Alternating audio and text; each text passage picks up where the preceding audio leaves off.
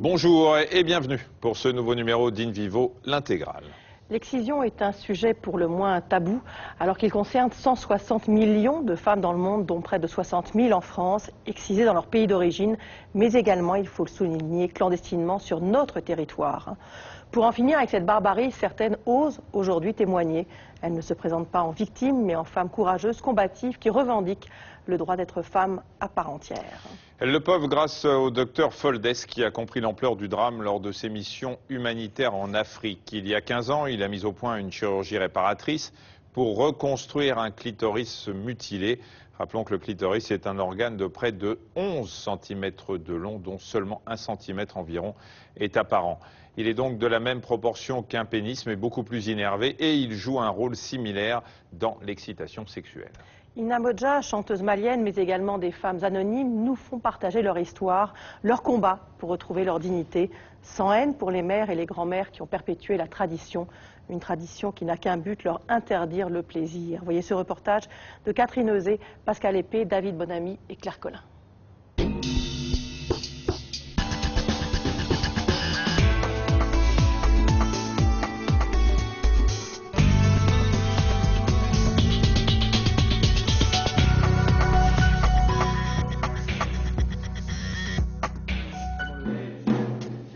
Let's go to Bamako.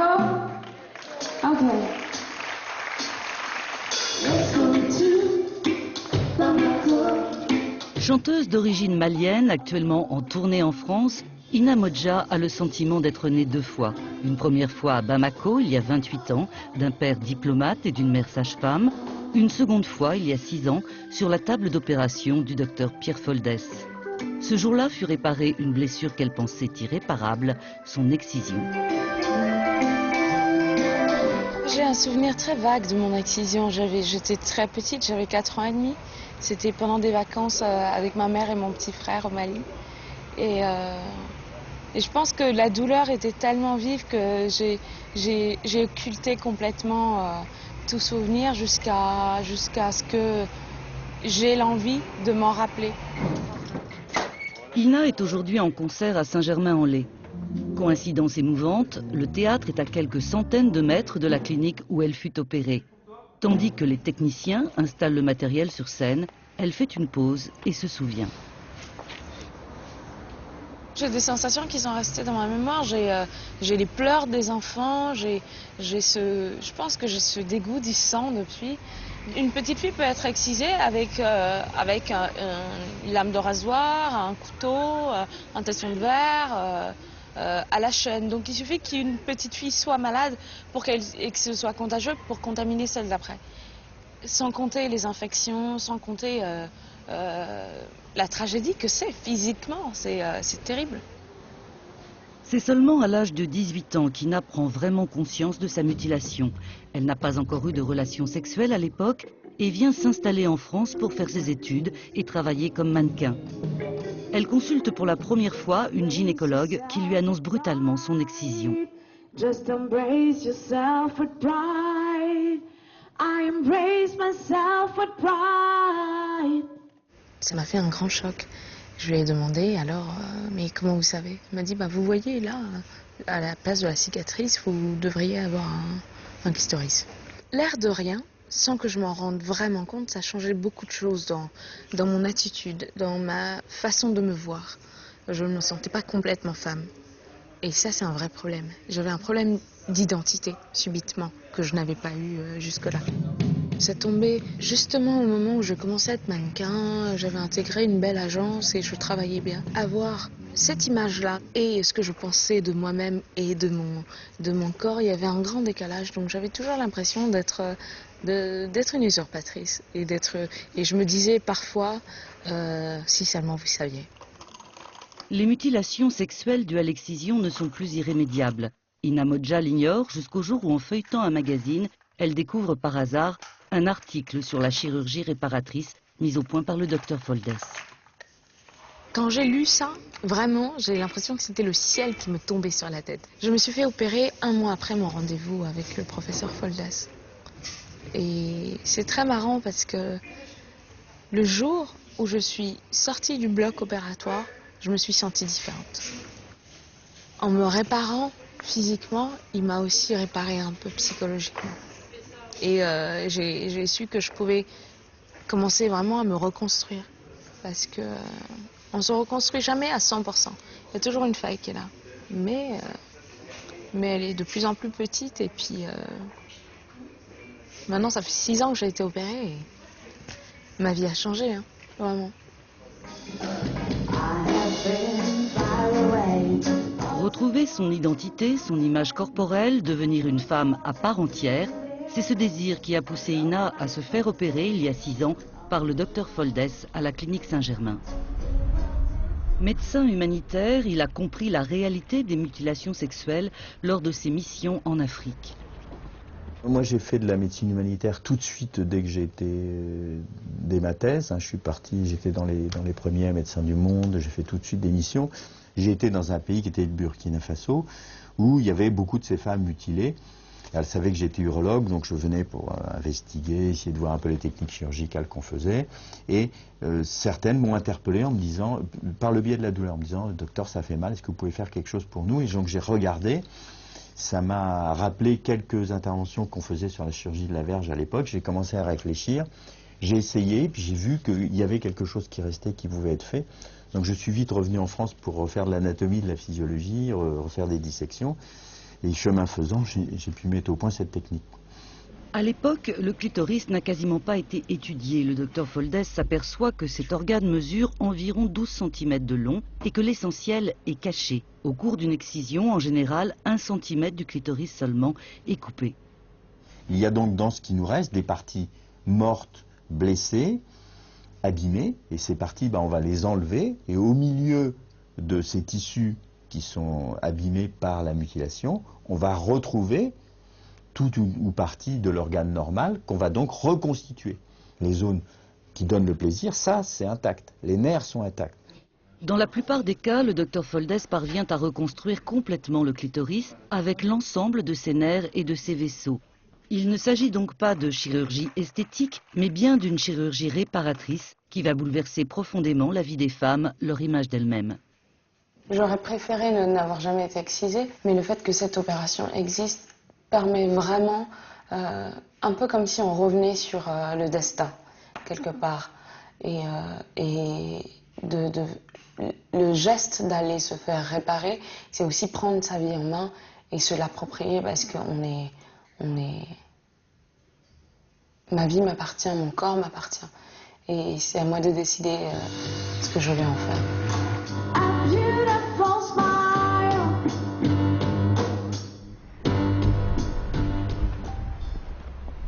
Je me souviens du chemin. Le seul souvenir que j'ai, c'est ma grand-mère me tenant par la main et allant vers cette femme qui allait m'exciser. Mais sinon, après, aucun souvenir. Soumaya a 32 ans. Elle vient à la clinique Saint-Germain pour réparer la mutilation qu'on lui a fait subir petite fille. Née en France, elle a vécu son enfance au Sénégal avec ses grands-parents et c'est là-bas qu'elle fut excisée à l'âge de 5 ans. Demain matin, 2 heures avant le bloc, on viendra vous voir et on vous prémédiquera pour essayer de vous désangoisser. Stressé? Un peu. Bon, ça va très bien se passer. D'accord. Demain matin, Soumaya sera opérée par le docteur Foldes. Une réparation du clitoris qu'elle souhaite depuis longtemps, dans l'espoir de connaître enfin une sexualité épanouie. C'est plus quand je me suis mis en couple et en ménage que je me suis rendu compte qu'il y avait un petit souci, quoi. C'était un manque de désir, cette insatisfaction sexuelle au sein du couple, elle vient aussi de l'excision. L'excision à la base, c'est pour faire quoi? C'est pour briser un peu la sexualité des femmes. Pour moi, c'est un peu réussi, quoi. C'est vrai que j'ai grandi sans, mais en même temps, j'ai envie de savoir ce que c'est que d'éprouver du plaisir de A à Z, quoi. Parce que là, pour le coup, j'ai éprouvé du plaisir, mais là, je me dis, voilà, peut-être qu'il était qu'à 50% et pas à 100%, quoi.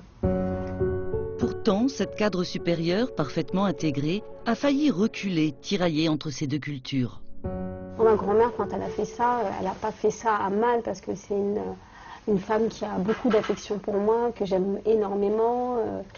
Et me faire opérer, c'est un peu, c'est comme si je mettais un peu de côté cet attachement, cette culture, et il y avait un peu, voilà, ce choc. Et puis je me suis dit, mais pourquoi après tout, là, t'es peut-être en train de te faire pervertir par des idées de blanc. Et en même temps, je me suis dit, bah, je suis aussi un peu blanche. Je suis mariée à un blanc. J'ai grandi aussi ici.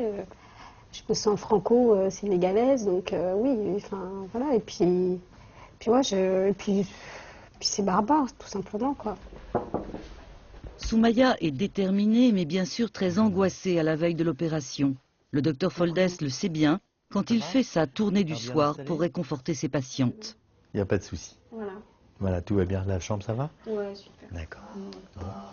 Et bien, à demain. À demain. Allez, bonsoir. Dormez bien. Pour Soumaya, la nuit s'annonce courte. Entre peur et excitation, les questions se bousculent dans sa tête. Est-ce que je vais vraiment sortir de là différente? Ou est-ce que je vais être la même? Je pense que je vais passer à autre chose, mais ça va être quoi ce quelque chose? Pour l'instant, c'est fantasmé, mais je sais pas ce que ça va être en fait. À la clinique Saint-Germain, ce matin, 3 femmes vont être descendues au bloc opératoire. Les infirmières restent attentives jusqu'au bout aux appréhensions de Soumaya. Voilà, donc c'est Chris qui va venir vous chercher. D'accord. Elles ont peur effectivement de l'intervention parce qu'elles ont vécu tellement pour elles c'est un drame ce qu'elles ont vécu. Donc effectivement là, notre rôle à nous c'est de les rassurer. Nous on est quand même une équipe où on fait ça depuis très longtemps. On ne banalise pas. Attention, il y a quand même, c'est leur corps qui est mutilé. Donc voilà, on touche quand même à quelque chose de très important pour une femme. C'est bien installé, ça va? Oui, ça va. Comme Soumaya, une cinquantaine de femmes sont opérées chaque mois par le docteur Foldès. 50 femmes et autant de cas particuliers. J'ai tout, bien sûr j'ai des excisions traditionnelles, mais qui ont beaucoup de formes différentes. On a quelques mutilations traumatiques, criminelles, après viol ou après coup de couteau, etc. Je commence à en avoir un certain nombre. Et la vie sexuelle et les accouchements vont ajouter des traumatismes très importants. Et ce que je dois réparer, c'est pas uniquement la mutilation initiale, c'est une pathologie constituée traumatique qui impacte la totalité de la vulve, c'est-à-dire les petites lèvres, bien sûr le triangle antérieur avec le clitoris qui est cicatriciel, mais le périnée postérieur, des béances vulvaires. Et donc c'est une véritable chirurgie complète de reconstruction de la vulve. Mariam a été victime d'une mutilation traumatique à l'âge de 9 ans. Abby a été excisée à la naissance. Elles vont elles aussi être opérées ce matin. Au-delà de l'amélioration de leur sexualité, elles veulent surtout retrouver cette part d'elles-mêmes qu'on leur a enlevée, retrouver leur intégrité. Je suis là aujourd'hui pour réparer mes lèvres qui sont très abîmées. Il y a une blessure qui m'est arrivée, qu'on a soignée. C'est très moche. Parce qu'on voit qu'il manque quelque chose. On le voit, hein. Après, moi, avant mon accident, je regardais mon sexe. Avant cette coupure-là, franchement, pour moi, c'était tout ce qu'il y avait de plus beau sur moi, au monde. C'était quelque chose de bien agréable. Des fois, j'aime pas regarder mon sexe. Bon, mon partenaire me dit, oh non, c'est bien. Pendant l'acte sexuel, des fois, je ferme les jambes, je les serre et ça me bloque. J'en ai rarement parlé avec ma mère parce qu'elle sait très bien ce que j'en pense. Mais pour elle, c'est normal. Ça fait partie de la culture. Puis voilà. Après, j'ai eu quoi, 22, 23, 24 ans. Je me suis toujours dit que j'allais me faire la réparation. Après, le fait que je me sois mariée, et qu'après mon mari m'a dit, ouais, bah vas-y, fais. Je pense que c'est une grande avancée pour les femmes. Grâce à ça, en fait, ce serait d'arrêter ce carnage, quoi. Cette révolte des femmes qui n'acceptent plus d'être mutilées, le docteur Foldès l'a bien entendu. Il a fait de leurs revendications son combat. J'aime bien le terme revendication, parce qu'on est dans une pathologie criminelle d'origine humaine, donc ce sont des revendications. Il y a d'abord la revendication identitaire. Ça, c'est celle qui domine ou celle qui existe toujours, mais qui est le plus souvent maintenant mis en avant en premier, indépendamment du sexe. Je veux redevenir une femme. Derrière, il y a la revendication sexuelle, c'est-à-dire que je n'ai jamais rien reçu. Mon couple part en vrille parce que mes partenaires me quittent. Je n'ai aucun goût pour ça. La revendication d'avoir un rapport sexuel est intolérable pour moi. Donc, c'est la revendication sexuelle. Est-ce que je n'ai pas, moi, aussi droit a un accès normal à la sexualité. Ça, c'est la deuxième revendication. La troisième revendication, ce sont les douleurs, c'est la qualité de vie. J'ai une qualité de vie qui n'est pas bonne, j'ai mal en permanence, ça ne va pas. Donc voilà les trois grands de famille, et en général, c'est 2 ou 3 à la fois. Comment ne pas être touché par ça? Donc il faut vraiment préserver l'organe normal qui, pour l'instant, est perdu dans cette grosse cicatrice dont on va faire le tri. Je travaille sans aide pour pouvoir le faire justement dans des conditions beaucoup plus précaires et notamment sur le terrain africain. Comme je lui avais promis de lui refaire les petits clairs, je vais commencer à découper un petit lambeau dont je me servirai tout à l'heure pour lui refaire les petits clairs. Et là, je trie les tissus qui sont abîmés et je vais essayer de retrouver le clitoris normal.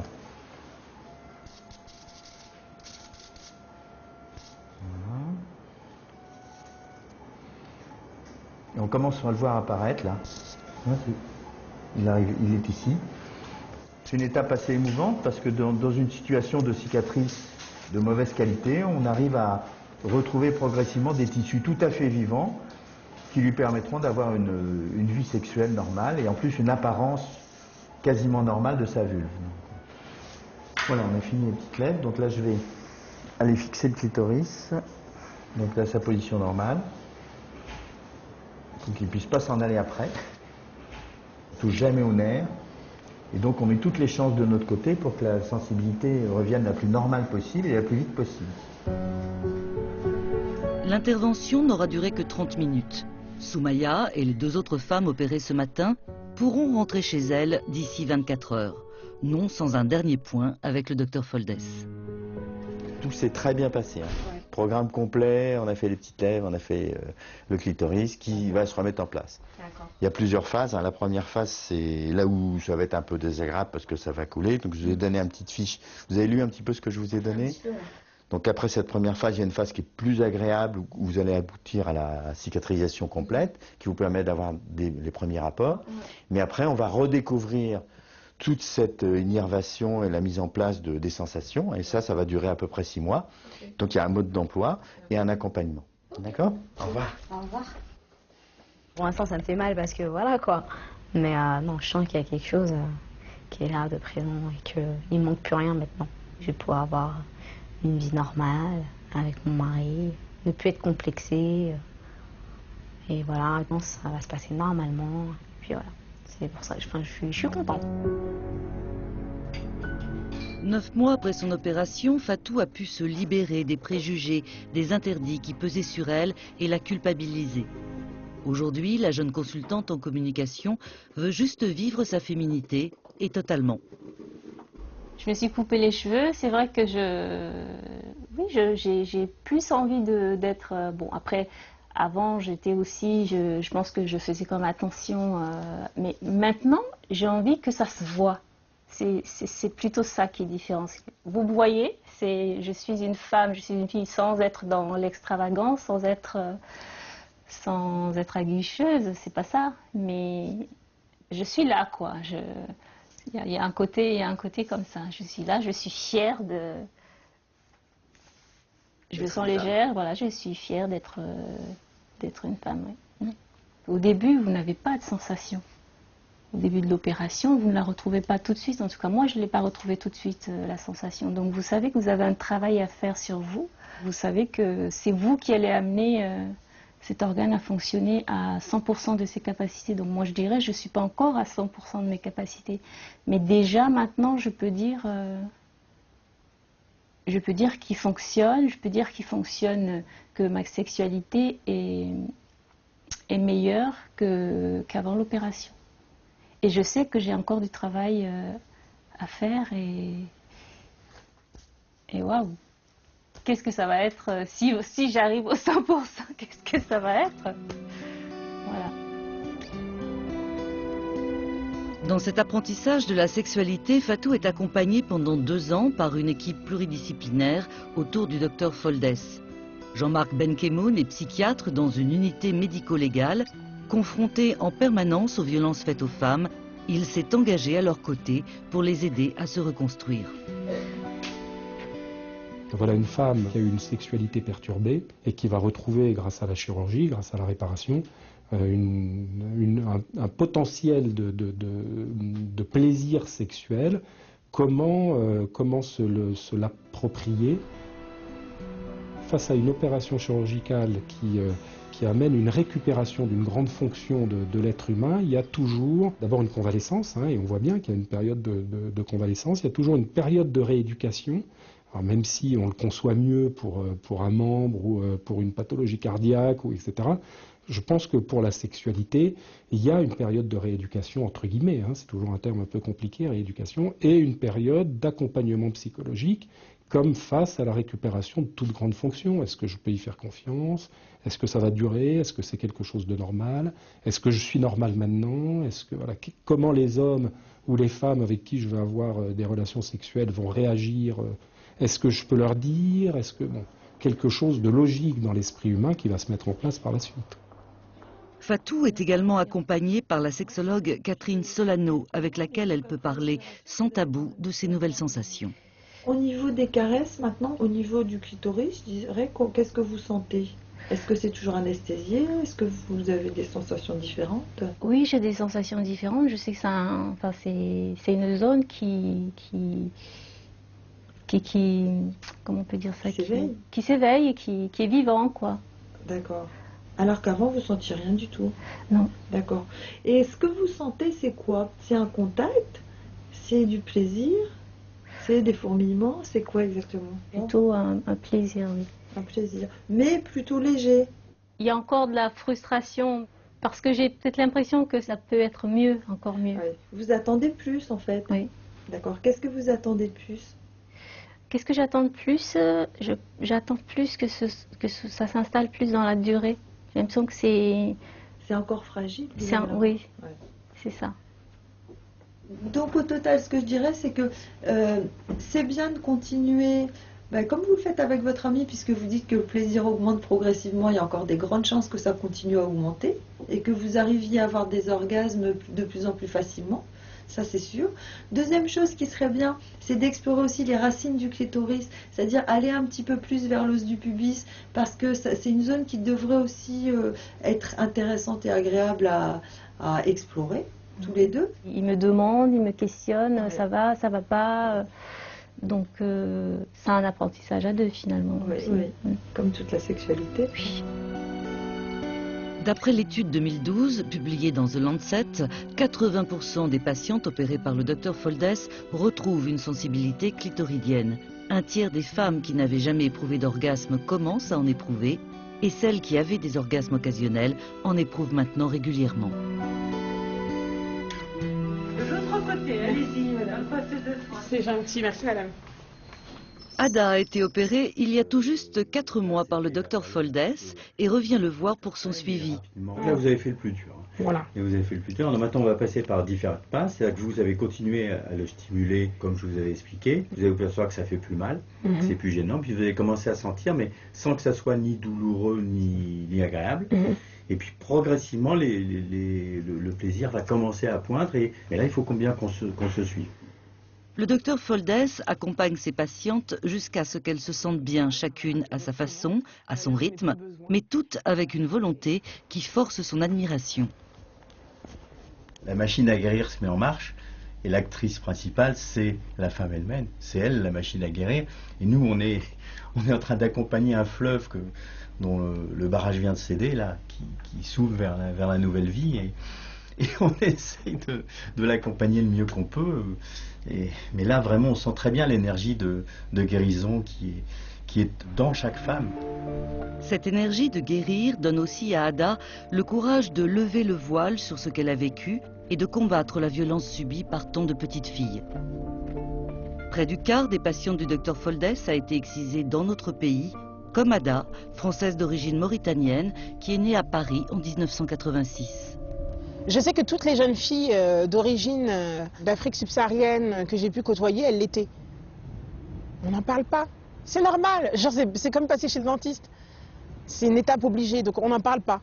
C'est démolir une fille. C'est démolir la vie de quelqu'un que de l'exciser. Il faut faire changer les mentalités, il faut que ça s'arrête. Parce que des jeunes filles en meurent, des petites filles en meurent. À partir du moment où on arrive à en parler, c'est ça la guérison. On a déjà décidé de s'engager dans une autre vie qui est je refuse cet acte qui m'a été imposé. Comment ne pas être touché par ça, hein? Donc on ne peut qu'être admiratif devant tant de militants. Moi, je puise ma force de leur combat à elles. Ina Modja, elle aussi, a le courage d'assumer son excision, sa façon à elle de dénoncer l'inacceptable. Nous la retrouvons alors qu'elle s'apprête à entrer en scène, émue, car elle vient d'apprendre que le docteur Foldes est dans la salle.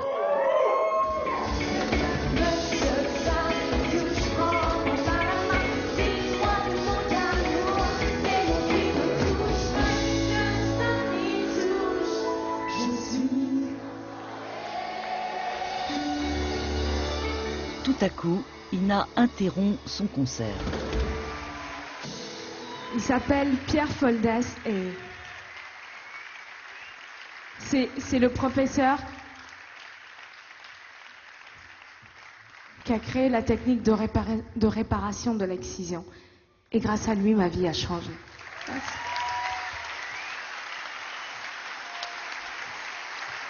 Ça fait 6 ans que je ne l'ai pas vu et de le savoir là dans la salle, ça m'a vraiment touchée. Et voilà.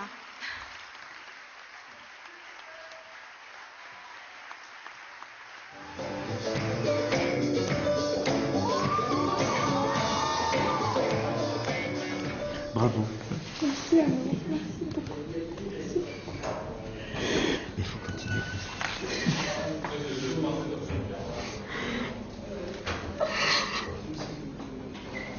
Excusez-moi, je vais me ressaisir. On est réparé, on est consolé, on est reconstruite grâce à vous. Et grâce à vous d'abord, parce que vous l'avez décidé comme ça. Oui, c'est vrai, mais je me souviens encore du jour où je vous ai découvert. Pour moi, c'était un bouleversement de ma vie. Et donc on continue. On continue. Si je peux faire quoi que ce soit pour aider d'autres femmes, Ben, on va faire d'autres temps. D'accord? Avec plaisir. Je ferai tout ce que je peux. Merci. Vraiment.